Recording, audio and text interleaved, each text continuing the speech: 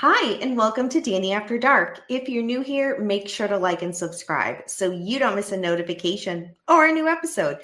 Tonight, we have a very special guest joining us, and I am really, really excited to talk to her and for y'all to get to know her more and to check out her podcast. So if you saw the thumbnail, then you know tonight we are talking with Tiff from True Crime with Tiff Kline.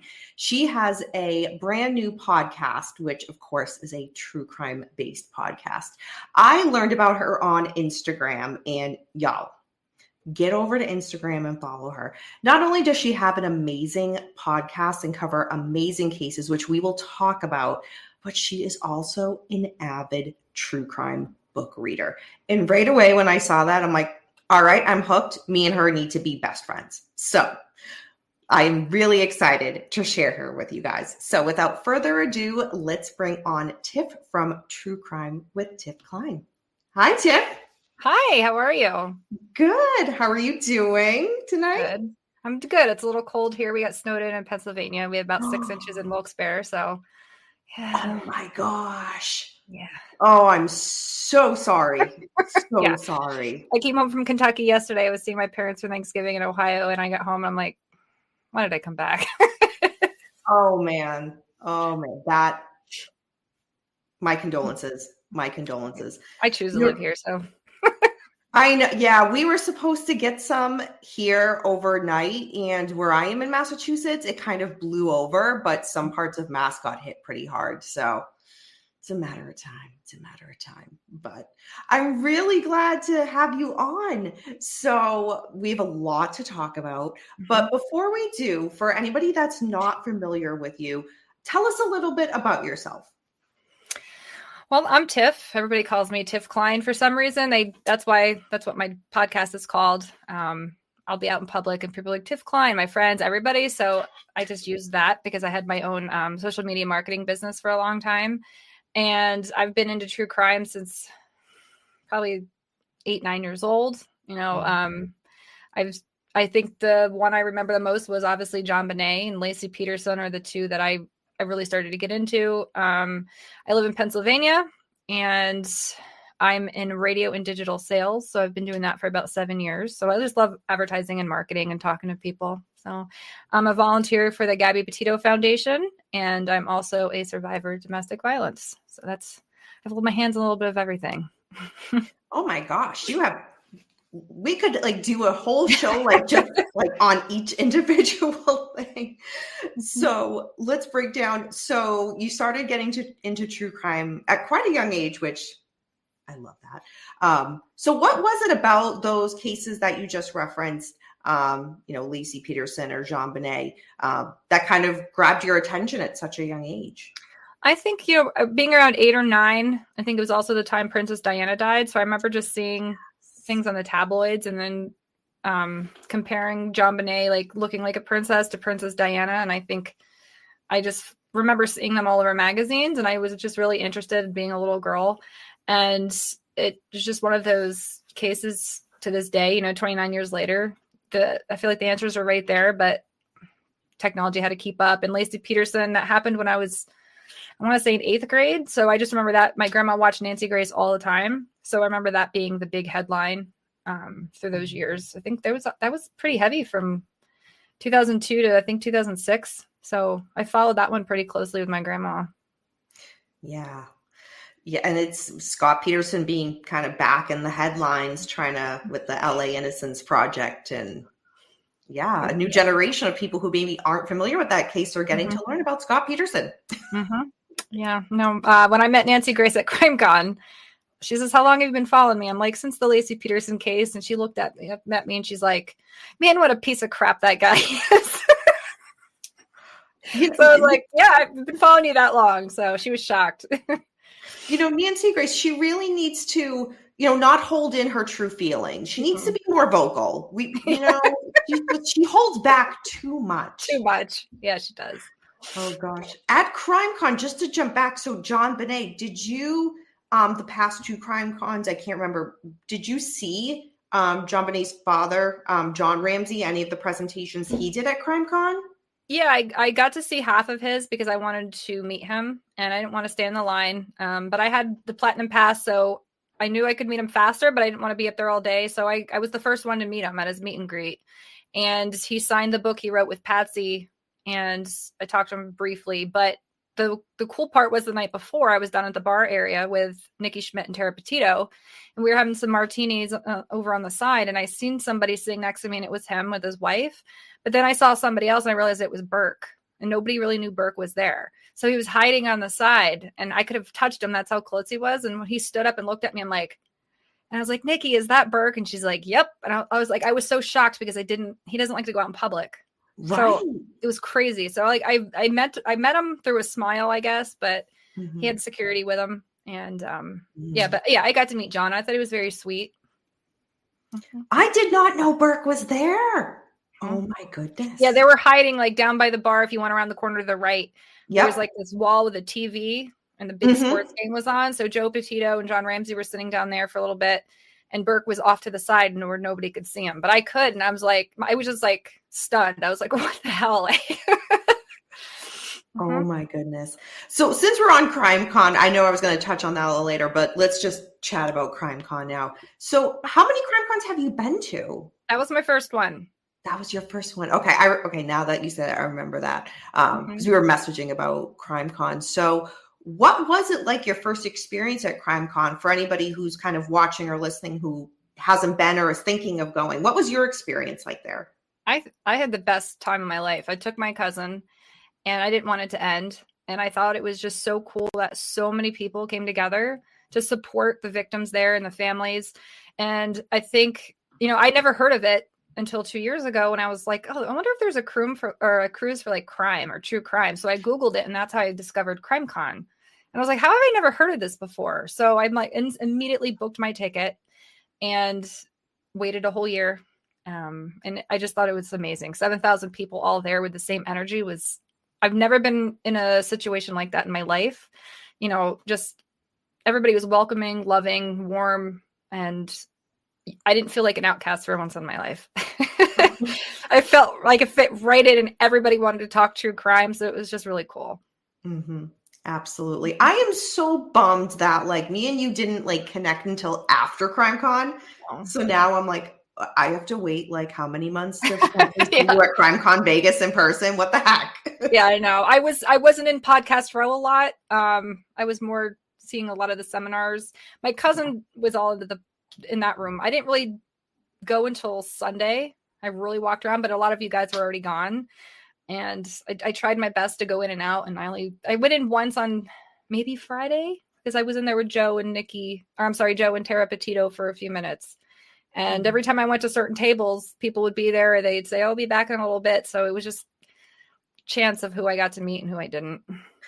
I will say Sunday, people cleared out. I stayed until like the end. Like a lot of the people that ran out were like, oh, a lot of, other content creators packed up. You can go. I'm like, no. No. And there were people coming in, like even like the last half hour, just kind of getting in those last few minutes of CrimeCon. And like, I will be right here. I don't care if there's 10 empty tables around me. I will be right here. And I have stickers and pens. So I think when I was in there on Sunday, I went in before it actually opened. So because I had my platinum badge, they didn't really question me. And I just walked in and walked around. And a lot of you guys weren't there yet. But I had a lot of seminars to go to that day. And then I went to the Crime HQ session with Gabby's parents. So I really didn't get to spend a lot of time in there. But when I go to Vegas, now I know a lot of people that I've talked to. So now I'm going to make sure I go and stop and see everybody. Oh, I'm excited. I can't wait. Girl, I am. Yeah. Yep. I am so ready. Like getting my 2026 calendar ready. I'm already writing on it. Like CrimeCon weekends.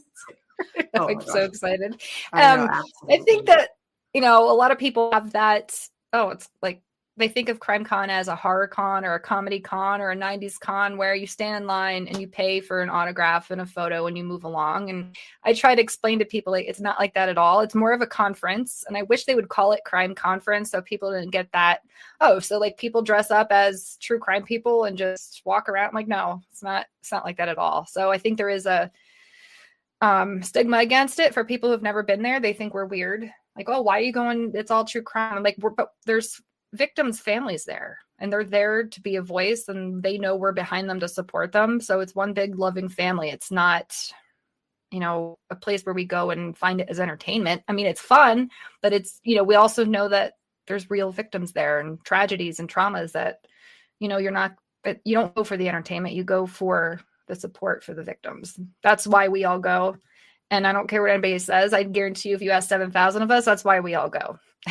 Yeah, that is so well said. It has this like you said, almost like an entertainment value, or that people glorify or whatnot, the negative part of true crime. And it's the complete opposite. Like in the chat right now, we actually have Maggie, Brittany Phillips' mother. So yeah. Caravan to Catch a Killer. So Dr. Maggie. Love Dr. Maggie. So the booth that was next to me at CrimeCon this year, they didn't show. And then Maggie was on the other side, which worked out because then we were right next to each other. And I didn't get to meet her either. I was pretty upset. Vegas. Yes. Vegas. No, I'll be in there a lot more. Yes. And then I'm probably going to mispronounce your name.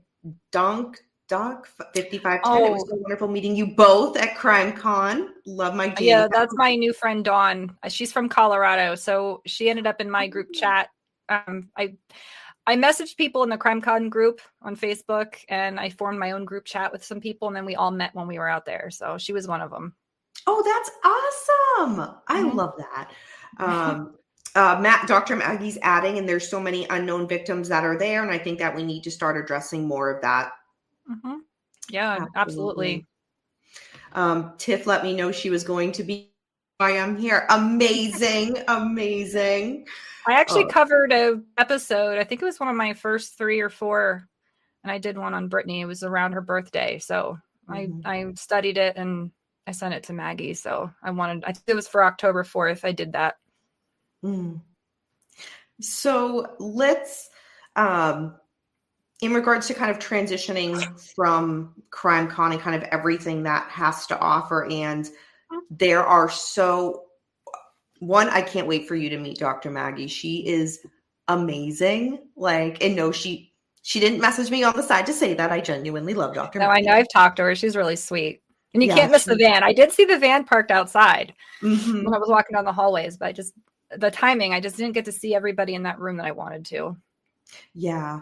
Maggie's just one of those genuine good souls that I'm excited for you two to connect in person, because she's just a gift. She is just a gift to everybody. And she's so funny. She is all business and serious. She is so funny too. So, okay, I need to stop fangirling over Dr. Maggie.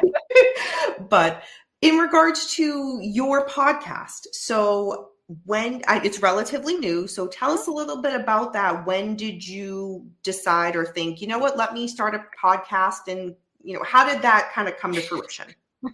So going back to what I said about owning my own business, I was a food photographer in my area, Northeast PA, since 2013. And I stopped doing it in 2023, but I've also worked for radio and digital advertising for the past 7 years. And I always wanted to have a podcast because I just love to talk about anything and talk to anybody. I just didn't know how to set it up. I didn't know the equipment I needed.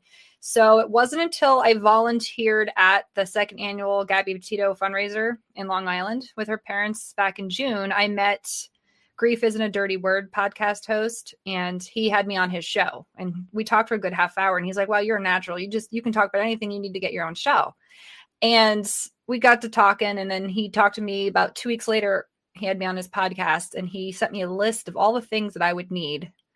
And, the softwares, the websites, the hosting sites, and that really helped me. And then my brother has a degree in music technology. So I just gave him a number. I'm like, don't go over this amount, but go put everything in my Amazon cart that I need, because I don't know what I'm looking for.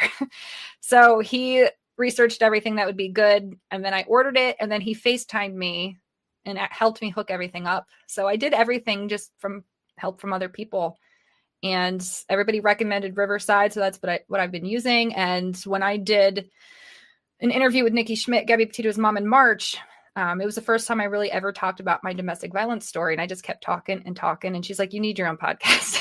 So she helped me with some things. And as soon as I got back from CrimeCon, I started it. I was just so excited. And I'm like, there's so much to talk about.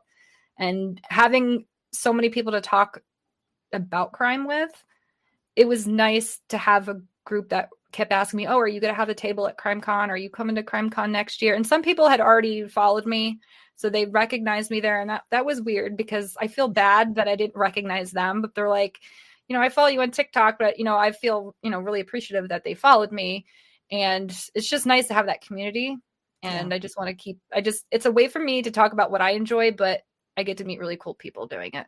Mm-hmm. Absolutely. Absolutely. The the true crime community, like the content creator community, there's just the opportunities to meet so many people that I'm like, never in every day-to-day life would I ever cross paths with this person. And it's just such a blessing to be able to kind of, just meet some of the people you do and connect online. And then you meet them at CrimeCon in person, or maybe you're meeting them for the first time at CrimeCon and learning who they are. And it's just one of those like, wow, it's just wild. It's absolutely wild. Yeah. But that's cool that you had such an inside help for starting up a podcast. So you could start it up right from the get-go. Yeah. And I'm one of those people, like if I start a project, I go big or I go home. I don't half-ass anything.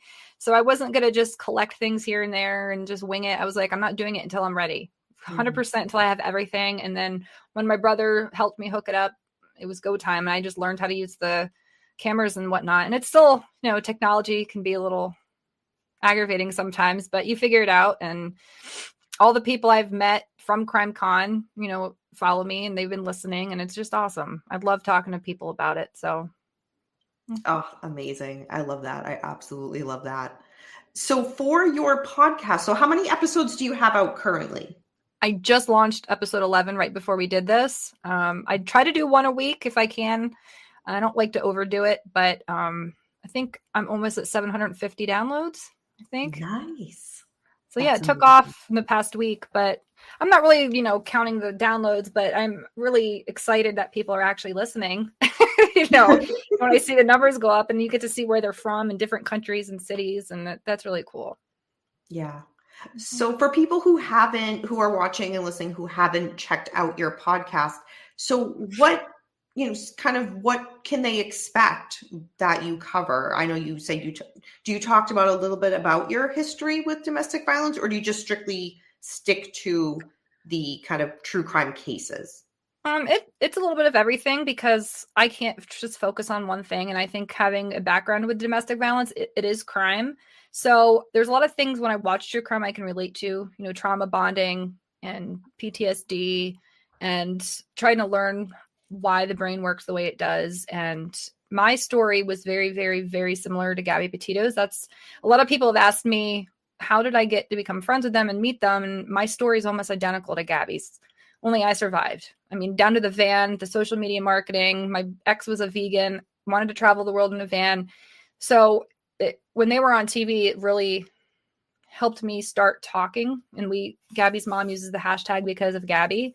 So I do use a lot of that in my crime episodes, but there's some that's strictly just about, John Bonet or the Murdocks or the Brittany Phillips case I did one on. And then there's like one of my book reviews, Nobody's Girl. There was a lot of things in there I could relate to, and I brought some of my background in with that. So I think it's important to always talk about it, but I don't want to focus that on every episode. So in the past, I wanted to do one on just domestic violence advocacy, but I always want to talk about so much. So Gabby's mom and I were like, we were talking for a little bit, and she's like, you have a lot to say. And clearly it's helping me when I talk about it. So, and I want to be a voice, because if my story can help somebody, then that's what's important. If it changes one person's life, then that's why I do it. Oh my gosh. Like, absolutely. Absolutely. You mentioned how your story is very similar to Gabby's, but you were able to survive that. How did you go from kind of following her story on online, on the news, on social media, and then ultimately linking with the Petitos? So my physically abusive relationship was 2009 to 2018. So Wow. Gabby's case didn't happen until 2021, and I really didn't talk about it to anybody. But when I found out the backstory of hers, it really just put me into a shock, I guess. And I kept telling people I'm going to help that foundation one day. And people would literally make fun of me. They're like, yeah, okay, Tiff. And I'm like, no, I'm going to meet Gabby's parents. Like, I'm going to help that foundation. And I'm going to be a voice for other people. And people should know when I say I'm going to do something, I usually do it. But it took me a few years. And I think I was on a live with Nikki and Tara, and they were doing a giveaway. And I was chatting. And because I buy stuff from the foundation, they were familiar with my name. And then Nikki messaged me privately. And then we started talking every day. And then she texted me. And we talk almost every single day. I talk to Tara a few times a week, but mainly Nikki and I talk almost every day. And she let me tell my story, and we talk about everything. She's awesome. But that's how I linked up. And, I told her my story, and then I got to meet Joe and Jim and help with the fundraiser. And I was with them at CrimeCon, and they're just amazing people. And I'm proud to say that I can help them and then be a voice for other victims. So it's a crazy ride because people didn't believe in me, but I'm like, I think that's the only way I hooked up with her was through Facebook messaging, but I was constantly making videos already and tagging them and stuff. So they were very familiar with my name. And then we just became friends. That's just so inspiring and so powerful in regards to not just kind of sitting back saying, you know what, I'm going to do this. And then like, just you're ready there to be like, I'm going to do it and just take action and go for it. And the connections that you've made for that. And again, just spreading awareness. And how has that, or has it kind of, I don't know what the right word is, but I don't know what word am I looking for? Like kind of like personally, like, is it healing, or what is that like for you to not only kind of share your story, but to also help with another family? How describe what that experience is like. Well, when I first started talking about it, it was hard, but then it got easier and easier until I realized, this is why people end up taken, because they're not talking and telling people, and other people aren't, if you see something, say something. There's not enough awareness with it. It's all brushed under the rug and don't tell people. And I was one of those people for a long time. And Gabby just gave me the confidence of just put it out there because it could save a life. And asking me how that helped me heal, there was a part where I came out of the fundraiser back in June. I was walking down the steps out of the Willow Creek Golf Club with my friend V, and I started crying. And it was after I said goodbye to Gabby's parents. And she's like, why are you crying? And I said, because this is just, I didn't even know what to put into words. Like, I'm here helping raise money for other victims with Gabby Petito's parents. Like, I couldn't wrap my head around it. And she let me volunteer and do a lot of things that day. And I had gotten a tattoo. You guys probably can't see it, but it's Gabby's quote that says, just be a nicer person. And it has a purple butterfly with a ribbon for domestic violence. So Nikki loved that, but I love rainbows and butterflies. And so I did that. And then I got I got something that Gabby drew on my wrist. It's one of her flowers, but she had it up in her arm. So it's just a reminder that, I'm very resilient, like a flower that grows up through concrete. There's a will, there's a way. And being able to talk about and help other people helps me heal because I let it out. And I realize it's not my fault. I didn't do it on purpose. And I have trauma and PTSD, but it's not my fault. And I go to therapy, and I couldn't be a voice and I couldn't help them and be a volunteer if I didn't go through it. I don't think I would be as passionate about it, but because I can relate to it so much, it's just, they inspire me every day, the four of them, that how close they are, and they don't stop. They're literally crime fighters. So Nikki was in Idaho last night with Dylan Round's mom, Candace Cooley. I think Jim was there. They were doing a seminar together because Dylan got murdered around the same time Gabby did. And then Joe was on a live last night, and they're coming out. They're trying to raise money to build a new technology device for victims of domestic violence. So they're raising money for that. And they're just doing so much. And I just wanted to be a part of something that was helping people. Yeah. I mean, well, you're succeeding and then some. Thanks. What was that like for you? I mean, not just being at your first crime con, but being there with the Petitos and kind of seeing that, because they are big figures there. Yeah. Well, I didn't travel with them there. I just met up with them there. So, Right. you know, they were but coming you had in. definitely a different kind of perspective there with them than the average attendee. Yeah. I was there Friday night. We were having martinis and outside by the fire with Joe and laughing. And it was neat to see them, you know, because I saw them do it at the fundraiser too in Long Island, but, you know, just laid back, having fun. They want everybody laughing, having a good time. And they fight through their trauma every day and they don't give up. So sometimes I'm just like, things could be worse than I think of them. And I'm like, they still get up and do shit every day. They have their days where they turn it off and they don't want anything to do with it because they need to, you know, heal and recharge and they can't talk about it 24/7. But to see them there and see everybody just so in awe of them like I am. And I try to tell Nikki every day, like, you guys are doing so good for the world. So good. I got stopped in the airport twice yesterday in Kentucky and people, they saw my Gabby Petito Foundation hoodie and they're like, oh my God, I would love to meet her parents. Do you know them? And I'm like, they're fantastic people. Like I can't put them on a pedestal enough. Nikki would roll her eyes, but they are amazing. And they don't just help their foundation. They're trying to link up with everybody's foundation. So Nikki was in Seattle a few weeks ago with Ethan Chapin's mom from Idaho 4 for Ethan's Smile. She was out there helping them with their foundation. So they all just try to connect together and be a support system and show us that, you know, and with Joe and Jim and Tara, just because, you know, Nikki and Joe were together years ago, they're still all best friends. And I love that they can do that together. So it just seeing them there, and I got to see them win their best docuseries on Netflix. That was really cool to see them win. I liked that.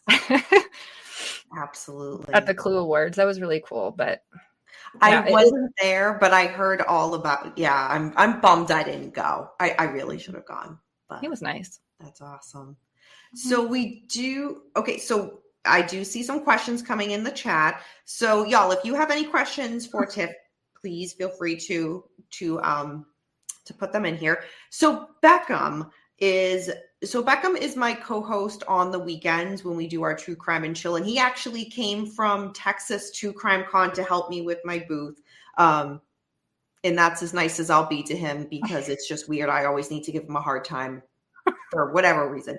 But Beckham has a question for you, and it's only if you want to answer. Do you have a theory on the JonBenet case? Because I know you mentioned it earlier that.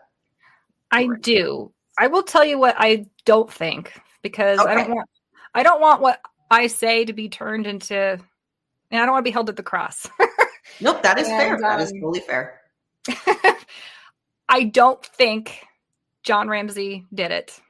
And that's what I'll say. And I used to be one of those people that thought Burke was, but the older I've gotten and the more I've read, they may have been looking at the wrong brother. And that's all I'm going to say. And I don't want to say more because I know Burke has sued CBS for $750 million. So I don't know, but I don't think John Ramsey himself did it. And I don't think he paid people to do it. I don't think he covered it up. I don't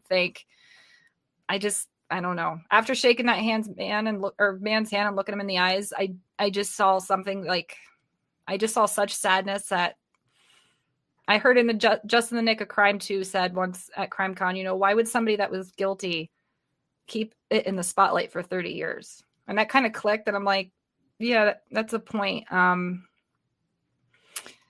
just don't think the father did it. I don't know how else to say it. I don't think he did either. And people, you know, they want to say she did it, Patsy, and that he helped cover it up. What I think happened, something happened, and he woke up to the shitstorm and really believed somebody broke in the house, and believed that until the day Patsy died. And I think he really believed her. I'm not saying I don't think she did anything, but I don't think he did. And that's where I'm going to leave it. All right. Fair enough. Mm-hmm. Fair enough. Okay. So in regards to transitioning from CrimeCon, which, oh my gosh, girl, I could talk CrimeCon with you like all day. Talk about it. I don't care. So one of the things that when following you on Instagram, like, I'm not going to, like, the thought that went through my head when, like, you would be in my, kind of my newsfeed on Instagram, I'm just like, who is this girl that reads more than me? Like, I pride myself on being a book nerd. I feel like I read slow in comparison to you. You are crushing books left and right. Yeah. So you're an avid reader, which I absolutely love. But for those who aren't following you on Instagram yet, because y'all, you have to, what type of true crime books do you kind of gravitate to? Solved cases, unsolved cases, or just everything? Everything. I'll read, unsolved, solved, biographies, but I don't read fiction crime. I only read nonfiction true crime. But it's a little bit of everything, what's relevant, even if, something now or something that happened 25 years ago, whatever I'm just in the mood to learn more about. And I try not to read just one book. I try to read books for both sides. So, I read the book Death of Innocence that John and Patsy Ramsey wrote, but then I read the book that Paula Woodward wrote. And then I have the book that the investigator that left the case, Steve Thomas, I have his book, but I haven't read it yet because I just like to hear all sides. I don't like to be small-minded. So I'm reading one now, The Devil at His Elbow, about Alec Murdaugh. And I want to get the other book that defends him because I want to see that side of it. Because I like to be well-rounded. I absolutely love that.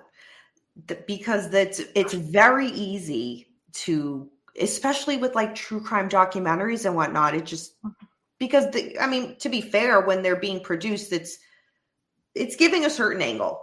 And sometimes people who don't know the case kind of watch that and they walk away with that. And it's like, wait, no, there's much more. There's different eyes and ways to look at a case. So, oh my gosh. So you recently read Nobody's Girl. Because I know you had posted about that on Instagram and I was like, oh my gosh, because we just did that for book club here last month. So what was your takeaway from that book, if you don't mind me asking?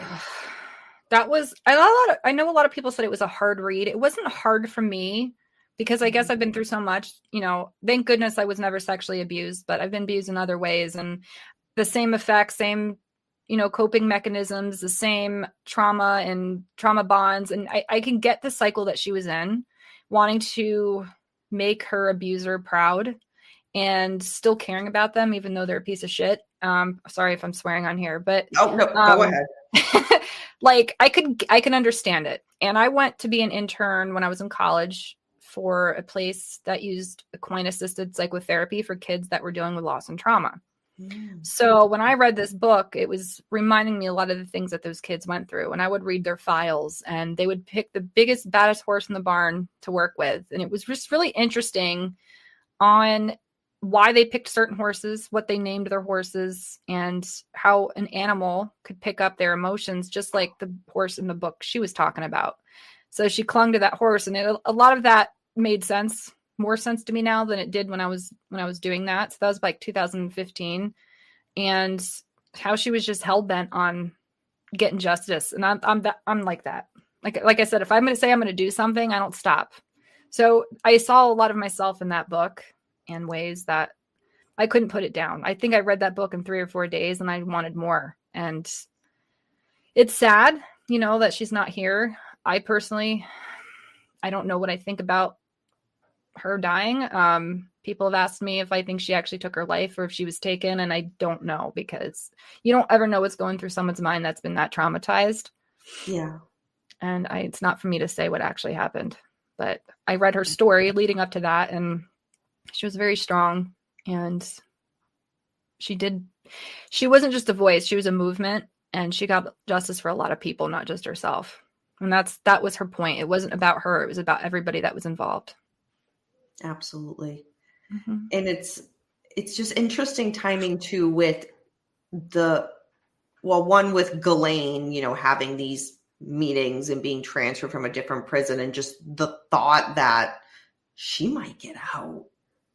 Like, I know there's rumblings on that, but that's scary. But yeah, Epstein and the Epstein files still like being very prominent in the news. And it's just not going to go. Her story will not go away. And that is the best thing because it needs to be at the forefront of what happened. It's just, it's beyond horrific.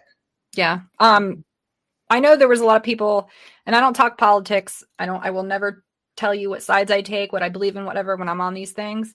I was shocked, considering what we see in the news all the time, that there was really no mention of Trump in that entire book. I will point that out because I thought that was very, that's all we see in the news. It's Trump, Trump, Trump, or Bill Clinton. Those are the only names we ever see in the news. So the only time I noticed that she'd mentioned him was when she started working at the spa resort.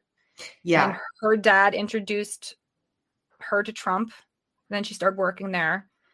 And that was really all that was ever mentioned. But she named a lot of other, abusers, but there were some she didn't name, but I was really shocked considering how much they say he's in those files, that I was just like, oh, well, there are two sides to every story. And I'm not saying he wasn't or was, but this is from a victim. And you think, she named Prince Andrew multiple times. So, there was that section at the end where she kind of says that there will be some people she won't name, and because they do they are powerful, or they could, and he could be one of those. I don't know, she was afraid. She said there was billionaires 1, 2, and 3, and she wouldn't name them.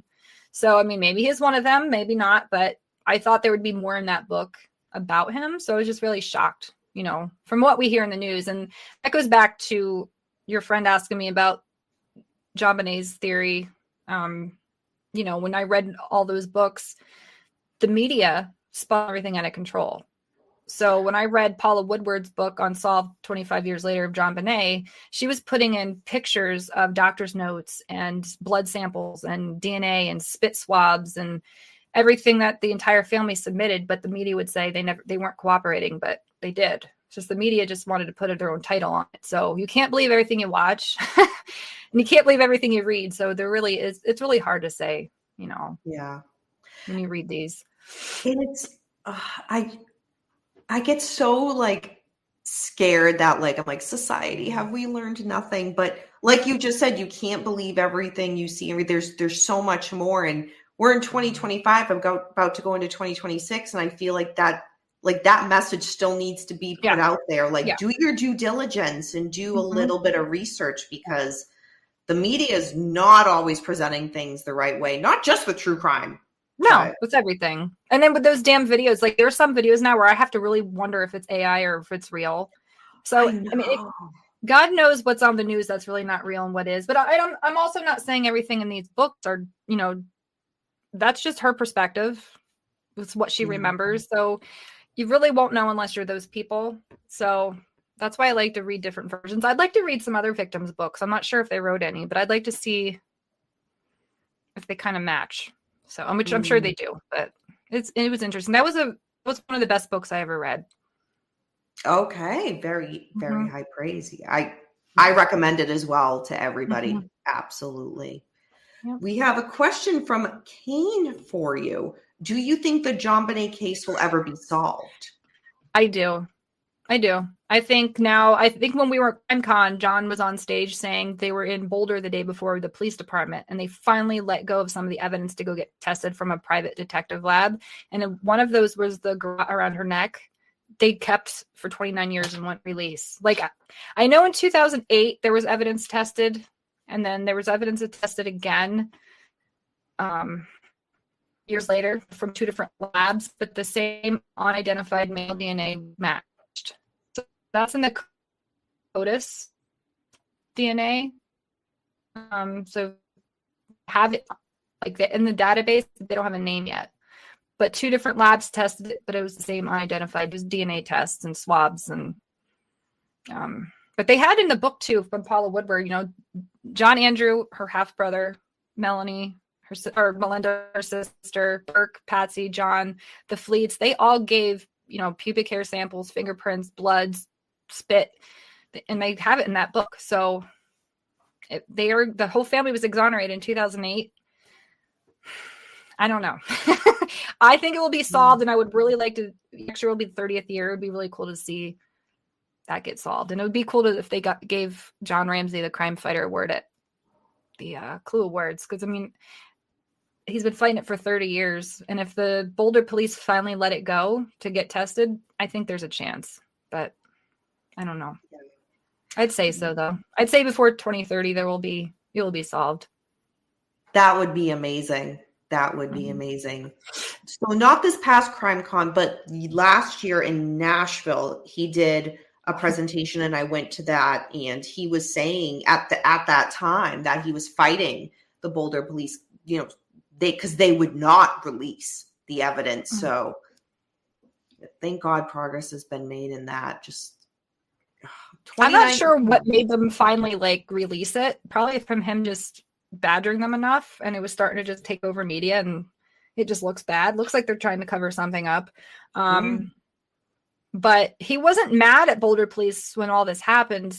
He was mad that they didn't bring in the experts when it happened. They didn't allow the FBI to step in or other experts to help, and they just kept it all to themselves. So that's what he was pissed about. He was like, if they would have just let experts help, because none of them had any type of homicide experience. Nobody on that case. So I think in time it will be. I don't know. I think maybe if they exhumed her, they'd find more, but he won't let them do that. So I don't know. But they have the DNA. They just have to find the guy it matches. Oh, fingers crossed. It's been long enough. It's been long enough. So Mr. Beckham has another question for you.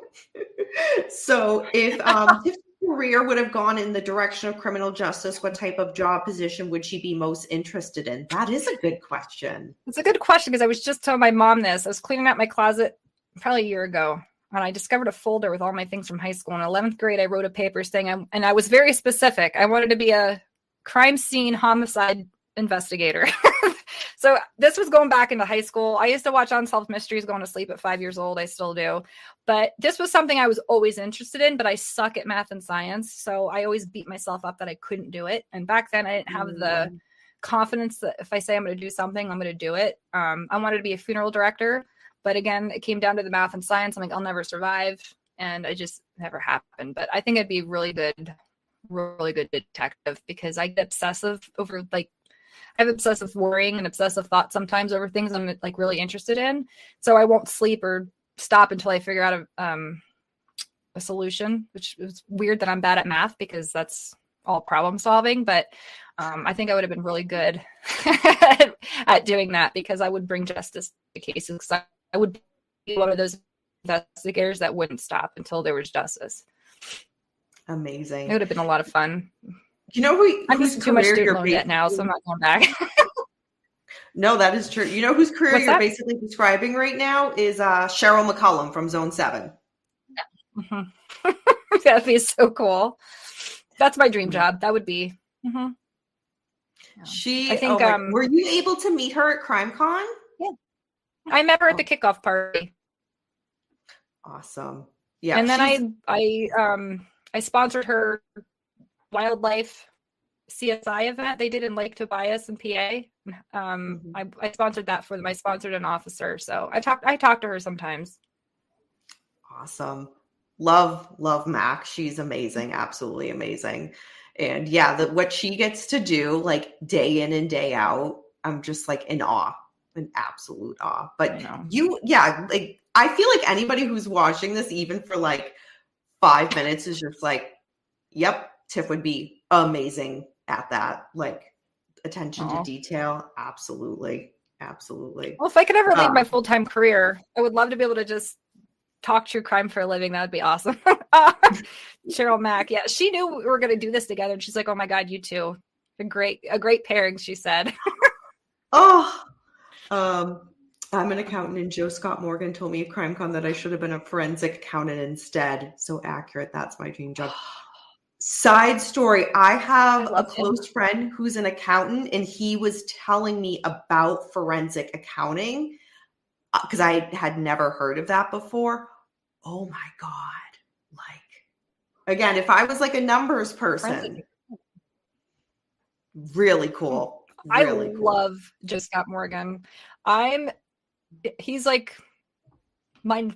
If I could have one person at CrimeCon all weekend, if I had to pick one person to listen to all day, every day, it'd be him. I could listen to him from sun up to sundown, because the way he talks is just so sincere and he's just so insightful.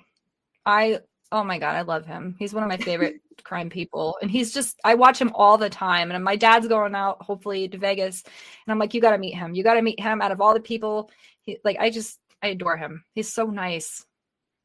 Yeah, absolutely. I was actually listening to his most recent episode of Body Bags on my way home from work today. So his voice is so calming too. It's like, yeah, I don't know. I watch a few things on YouTube and he'll tear up and he just really cares. He just truly cares about people and just a good soul. And I would love to spend a day with him and just pick his brain. He is just, I don't even know how to, when I met him, he was just so kind. There's not enough nice things to say about him, I guess. Yeah. His students are lucky that they have him. Oh my God. When he talks on this podcast about, his students and his teaching, I'm just like, I would love to take his class. I just even shadow and sit in the back and just absorb the information he's giving. What a gift. I know. I wish he would do online course you could just take him for a semester just to have a 101 forensics and just have him. I would do it. I would pay to take a course just to say he taught me. Yeah. An online curriculum course with him, Cheryl McCollum, teaming. I don't know what they're doing. They really could do an online crime degree or something. You could get an associate's in crime and they all could just be your professors. I think that would be a great job. I think we need to create a group chat with Cheryl McCollum and be like, we have an idea. We'd like the discounted rate because it's our idea. I mean, we wouldn't be going out in the world and solving cases, but they could give us those certificates that say couch detective, certified couch detective, or just something fun. I think it would be really cool to take a crash course. Oh my gosh, 1,000%, 1,000%. And these are all y'all. So these podcasts that we're talking about, I have referenced them numerous times. Cheryl McCollum has been on the show months ago. She was very gracious and came on when I did probably a year or two ago. I can't remember when I'm what podcast am I listening to now for true crime? I've mentioned these podcasts. So if y'all aren't following it, follow it.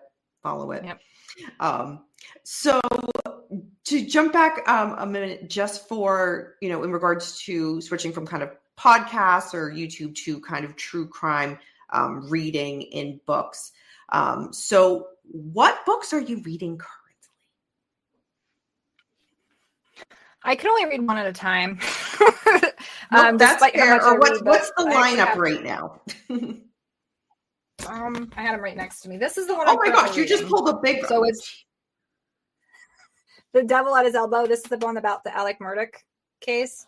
And it's the fall of the Southern Dynasty. So it goes back to his great-great-grandfather and how he was a shyster and how just followed them through the whole family. And now I'm at the part where they found Mallory Beach and they're trying to hide everything. So that's where I'm at in that one. I did finish that one, The Unsolved, John Bonet by Paula Woodward. That was a really good one. I've recently read The Perfect Father about Chris Watts, the Shanann Watts story. That was a really good book. That is on my list. This is a really good book. I read this in 4 days. This is really good. And then the one I told you about, John and Patsy wrote, Death of Innocence. He signed this one. That was really nice. And one of my favorite books was For Lacey, about Lacey Peterson. Her mom wrote this book. That was a really good book. I couldn't put that one down either. So it was more of what the family went through rather than the forensics on Scott's side, but more of how it affected them and their thoughts about Scott. So that was a whole different perspective, and I liked that one. Interesting. And then obviously Nobody's Girl. But after the Murdoch one, I have a few from CrimeCon I bought, and I don't know which one I'm going to read next. Killing Time with Gacy I bought recently. It was about the attorney that defended him during his case. Yes.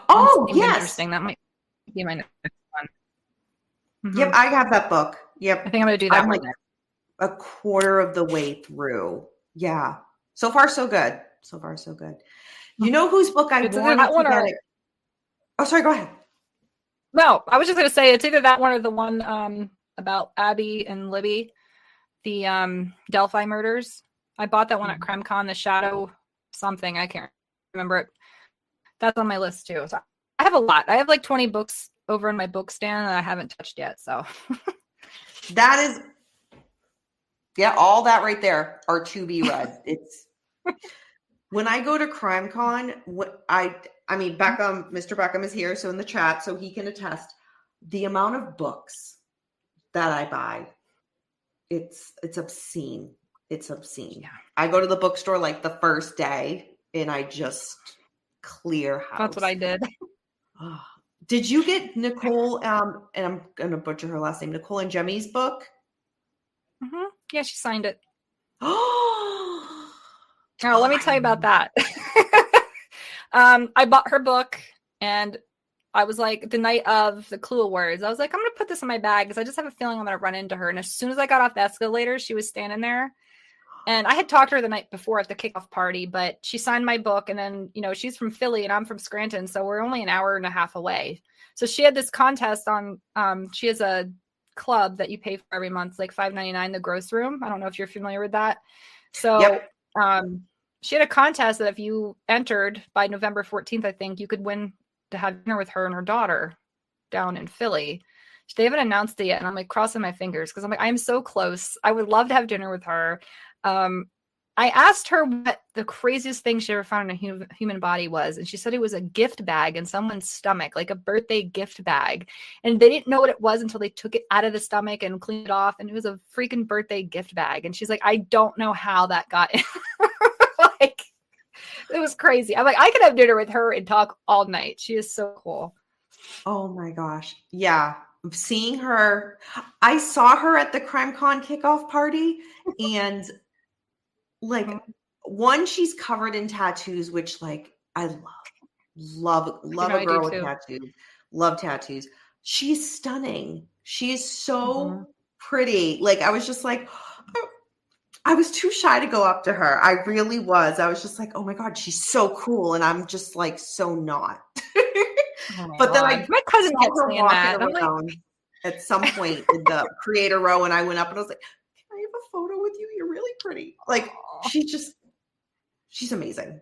She is. Amazing. She's really just, you can tell she's got a lot of things that go on in her head.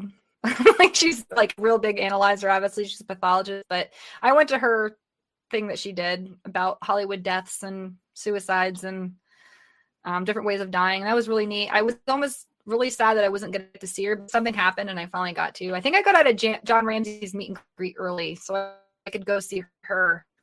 And I got that was so exciting because she's badass. That's what I tell her. She's badass. So hopefully she'll watch this, but yeah, I got her book. So I've looked through it, but I haven't actually sat and read it, but I have it.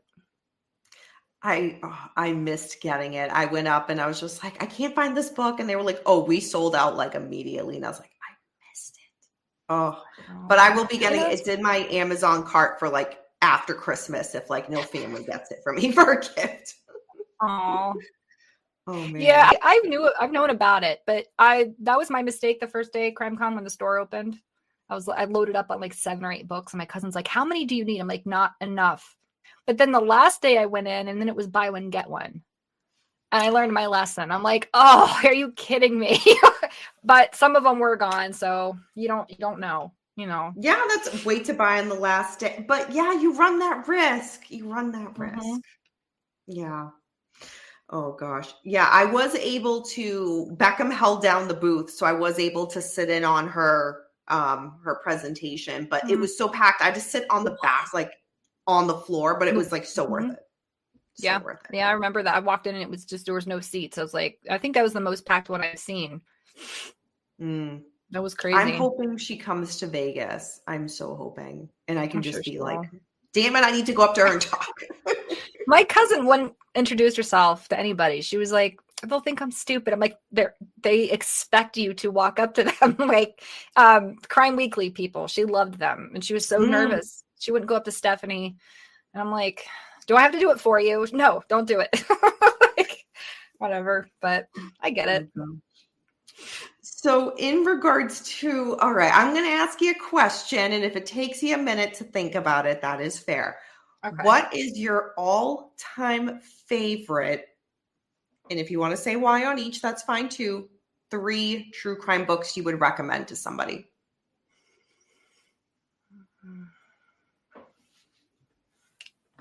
For Lacey Peterson's mom, just because it gives you a whole different perspective of how the family dealt with everything that the news put out and what Scott Peterson's family was doing that really wasn't put in the news. It's more personal. And I would say Nobody's Girl, just because it can be triggering and hard, but I think it's a real eye-opener for people. Maybe people who don't understand the sex trafficking or really know what's going on in the news and why this is such a big deal. Or maybe they themselves are a victim and they're too afraid to talk about it. And it might give them the courage to start speaking. And the other one, I have so many. I don't know. I have to go with The Perfect Father with Chris Watts. I haven't read that one in a while, but I do know that it was more intense and in depth again than just what you see on the news. And I think that's why I like reading them more than watching, because you get it from a whole different perspective. And they actually do, a lot of them do their research, and they interview the victims or the families of, and they give you the facts. They don't just make up headlines. So if you're going to watch a case or anything on TikTok or, court TV, I would find a book to go with it, just so you can see different angles. I don't think I have an all-time favorite, but those are probably the top 3 that really resonated. Excellent. Nice. So if anybody, again, has any questions for Tiff, definitely put them in the chat. We got Don Douglas's books are really good too. Yes, I would agree. Absolutely. I think I have one of his. I have to look. So in regards to, we briefly chatted before we went live. So I'm like super excited to ask because I already know the answer. But Tiff, do you have any pets? And if so, what type of pets? I have a male cat I rescued a year and a half ago. His name is Chaos. And he's a sweet little thing, but he can get chaotic and just do the zoomies. So that word kept coming out of my mouth. I'm like, that's his name, but he is the sweetest cat. And I had 2 cats prior to him that passed away within a year from each other. And he's literally like both of them combined. And it was like he was sent to me for a reason. He's just so freaking. Today I was gone for like 6 days, and today he curled up under the blanket and then spooned me and put his head on my chest and went to sleep. I'm like, I love cats. I love cats so much. So I've had them since I was 4. I don't know what life is like without a cat. Amazing. What type of cat? He's just a brown tabby, just striped. Mm-hmm. He's really heavy too. He's like 14 or 15 pounds, but he's only like 2 years old. He's just solid, but he is so cute. I saw him on Facebook. Yeah, he's just heavy. He's not fat. He's just solid. But he was on Facebook. Someone posted making biscuits to Bon Jovi music, and I'm like, I need that cat. And he was perfect. That's all. That's the reason why I needed him. And I was like, he's coming home to me. Perfect pair. So that's amazing. And I have a turtle. I told you. He's not even a year old. He's like the size. He's bigger than $50, but he's not very big. Oh, that is tiny. Mm-hmm. Okay. Yeah, I'm not familiar with turtles and how big they can get. So they grow with their tank size. So if you keep them small, they'll stay small. But he's getting a little bigger. I'm just debating if I want to let him go in the spring or not, because they're really tedious and they're really just hard to take care of. They can get diseases so easily. And just if you use tap water and it's not the right temperature or it has bacteria, like, I don't know. I'm on the fence if I'm going to let him go or not. Oh.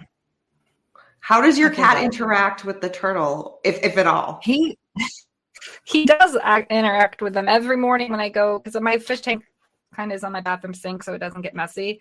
And every morning he goes right in the bathroom, he jumps up on the sink and he puts his head and he looks in the tank and he knows I'm going to feed him. And it's like he checks on him. I don't know how to explain it. And then at night he'll go in there and he's the tank is half open, so he could swat in there, but he doesn't. And if I take the turtle out to walk around, he'll paw at it very gently to make it move, and then when it moves, he runs away. Like, so he plays with it, but he's not violent or anything. He just doesn't know what it is, but yeah, it's cute. Not living up to the name of chaos, but that's not a bad thing. No. I don't know whether just that word came out. My life was very chaotic at that time too when I got him, so it just fit. He can be though. He can be chaotic.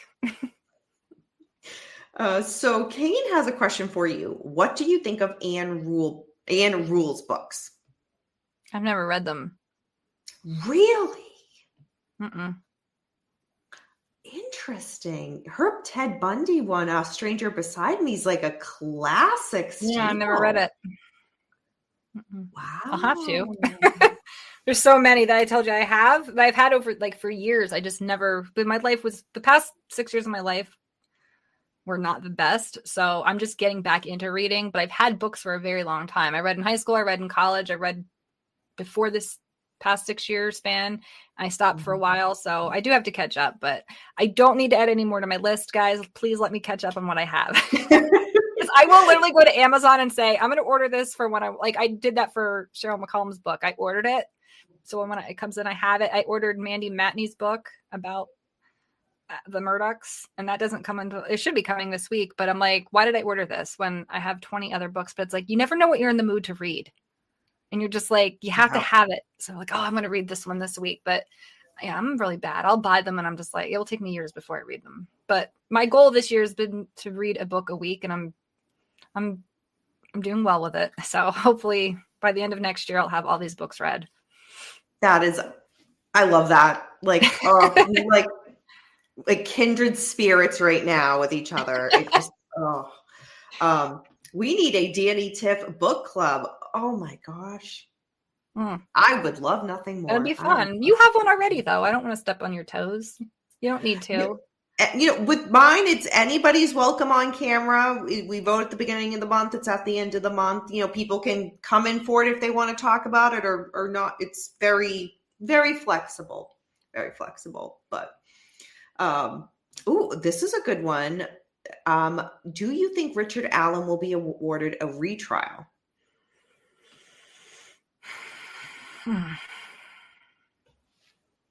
I don't. Oh. I think they have what they need, and I don't think there's. No, I think he's in for good. I don't think he's going to get out. Okay, interesting. What do you think about it? Fair. Charlie16, Dr. Warner Smith wrote the Bible on forensic science.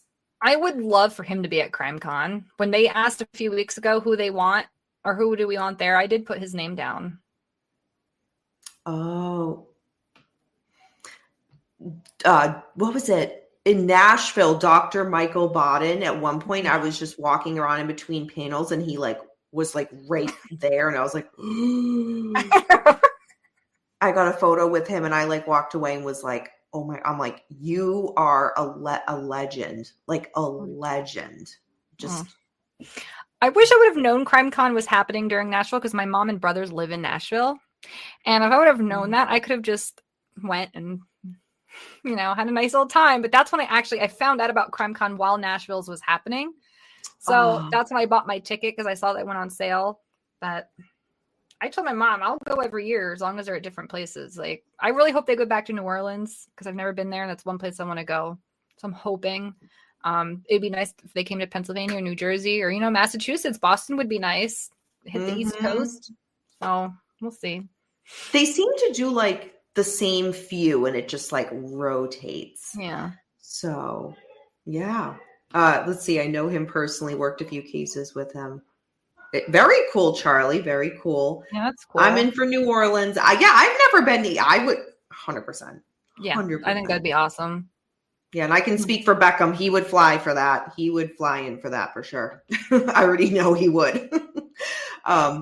So just to, again, if anybody has any questions for Tiff before we wrap up, but in regards to your podcast or, any other projects you have going on, even with I know when you do your book readings, like when you post on Instagram. I love it, love it, love it. But kind of more so for your podcast, what can people expect? Do you have any updates or things in the works you want to maybe give a little teaser for, or just people need to subscribe and find out themselves? I'll start doing more teasers. I have a goal to start lining people up to interview. I had to figure out all the technology stuff before I was like, hey, jump on my podcast, because I didn't want to record it and then it not record. But I'm trying to get people on who are the victims of, the families of those cases who aren't very famous. Mm-hmm. So going back to what somebody commented, like, I think it was Maggie, more cases need to be talked about that we're not familiar with. And I like to research them from all over. My uncle messaged me from Kentucky last week, and he's like, hey, look into this. This guy went to college with me. He went missing. So like, I like to learn about things that no one knows, because not that the cases that we know about aren't important, but we know about them.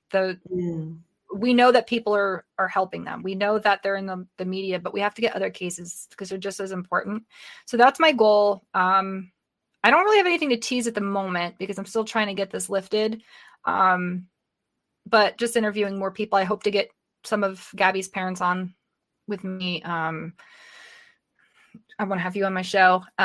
Like Mother, Like Murder with Rachel Holloway. I would like to have Maggie on. Cheryl would be great. I would love to get of Scott Morgan. If I could get him for 20 minutes, that would be like goal succeeded. Like, I don't even need to finish a pod. Just that's it. So in time, I talk to his wife on Facebook sometimes, Kim.